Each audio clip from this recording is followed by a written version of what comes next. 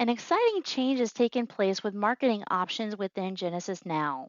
So, just as a review, to access your marketing options, you would, of course, go to Agency, All Location, select the location that you're wanting to set up marketing options for. This will bring you to your agency location page, and we can see in the center part of the page we have marketing options. So, some of our marketing campaigns, like pending cancellation, for example, the preset before was 5 days for this particular campaign. Same thing goes with renewal. There was a 45-day preset for that particular marketing campaign.